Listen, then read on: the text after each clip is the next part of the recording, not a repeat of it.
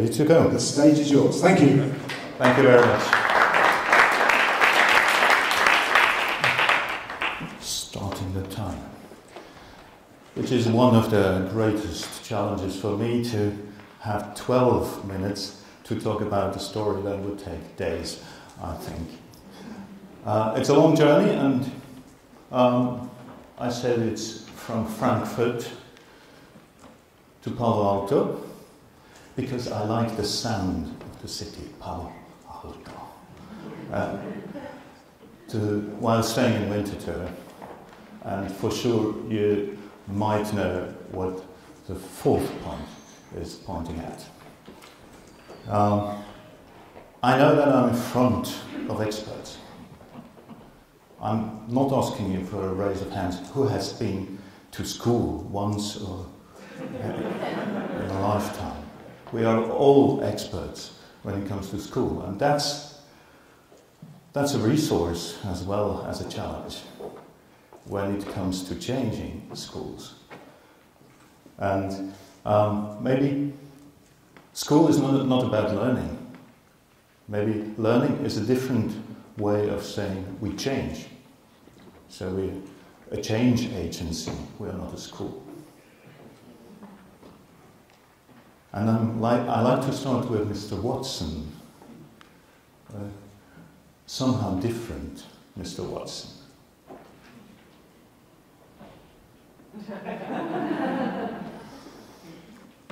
International Business Machines, or short IBM.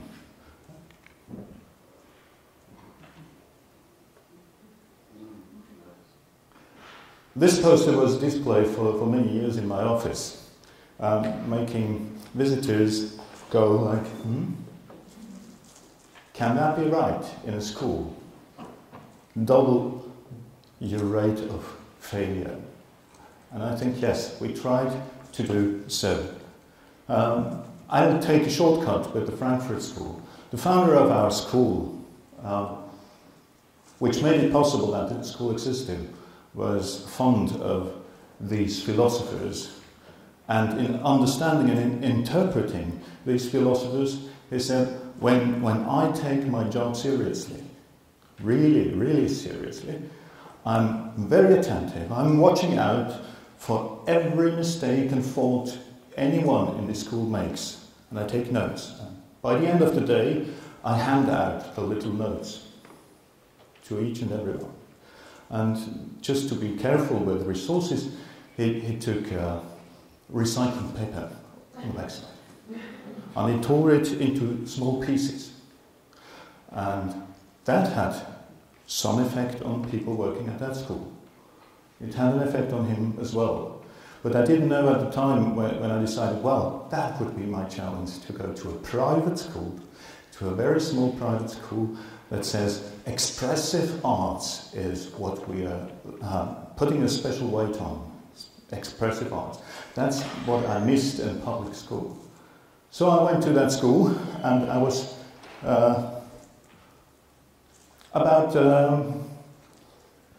after 1 week I knew that it's not really solution focused.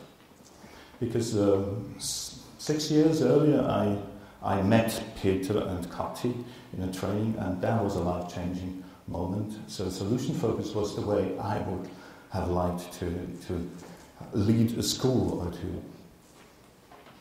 This is our school building. It doesn't look like a school. And when I asked the student last week, she was angry. Again, you won't be here this week. Yes. What a compliment. If a student says, again, you won't be here next week. And yes, I get a great chance. I'm going to tell people about our school. What shall I tell them? And she said, well, there's one thing. From outside, it looks very, very small. But from the inside, it's huge. Because it's not about school, it's about life. I learn things for life here.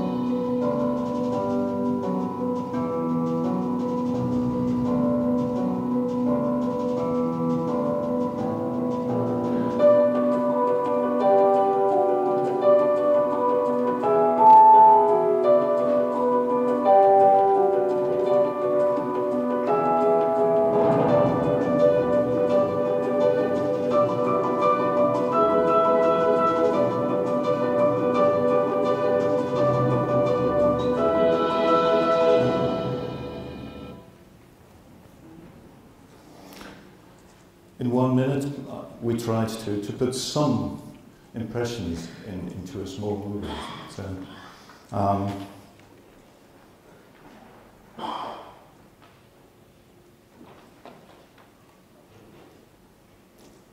is it okay that I don't read what's up? Okay. The students, we like to think of our school as an extraordinary school. Extraordinary, in a way, it's not a special school because words are magic. And when it comes to schools and giving labels to schools and students and teachers, these labels can close you in a very tiny box. So, and it's about growth when you go to school. It's not about being enclosed. The students that are at our school, they don't fit into public school systems. They're fallouts. They just don't match. Whatever reason that might be. High achieving. It's a tendency to have a middle name now. Armin Sieber. Or if you want to have more, you can have the ADHD Sieber. Then you have the Ritalin for free. So people like this, who are described as having ADD, an attention deficit disorder, they land in our school. We deal with Asperger syndrome students, autism, a variation of high functional autism. 6 years ago, we had the first Asperger student. That was our hugest possibility to learn and grow, to learn to deal with this specific person. And now, in one of these teams with 12 students, we have 4 students that are equipped with the label Asperger. Something I used to think is impossible to do. I like to talk about our school in a way that is a porous school. Porous. You see 12 teachers for 30 students. Now, that's quite an amount. No one is allowed to work 100% at our school. It's burnout prevention on one hand, and it's enrichment on the other. If we work with expressive arts, we like our teachers to be artists as well. And one of our teachers, officially is an assistant, because it's not legal to have teachers like this, 61 years old. He is an actor, a communication trainer. Fantastic to have him in our team. But he's an assistant. And we work with young men as classroom assistants in civil service duty. I don't know if this is a translation that is helpful. Zivildienstleistende. And since 1.5 years, we work with someone who is in a job reintegration program, and this is one point that gives him his dignity back. He's looking forward to work with us, and our students are looking forward to work with him. And furthermore, he comes with a migration background. And for some of our students, it's the first time that someone with a migration background is the helping person, the support for them in their way of learning. So if ever possible, we're looking for triple win situations, not win-win, but have triple win.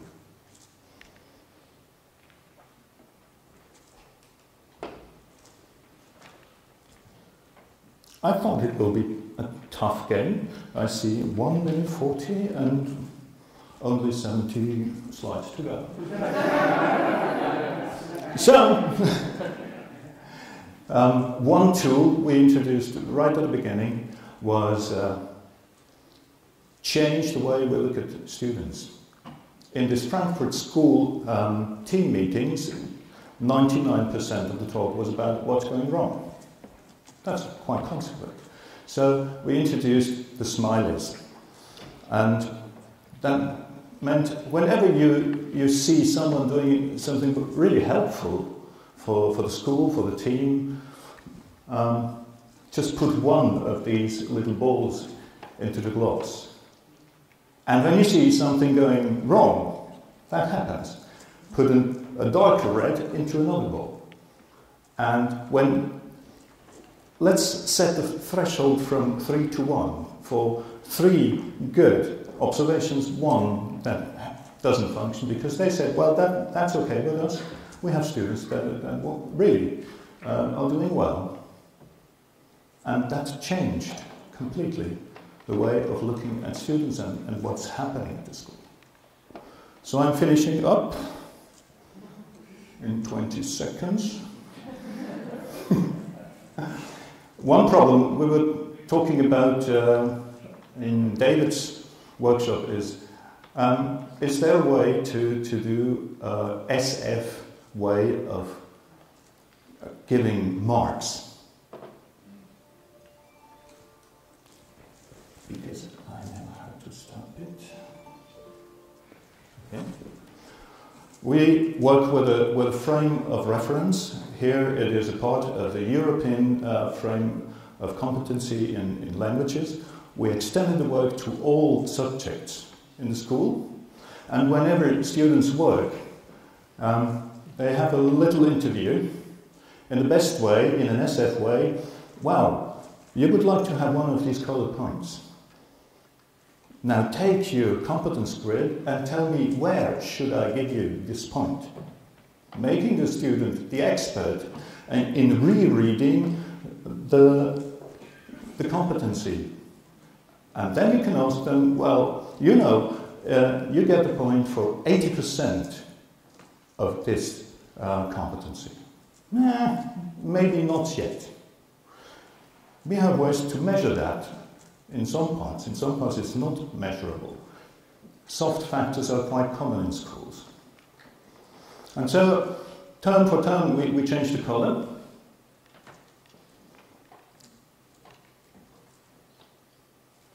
And we overlay it with the target profile at the end of the year. And if a student has this profile, he or she knows on the way, well, I'm on track, I will get a good mark by the end of the term. So, my time is already over. Thank you very much.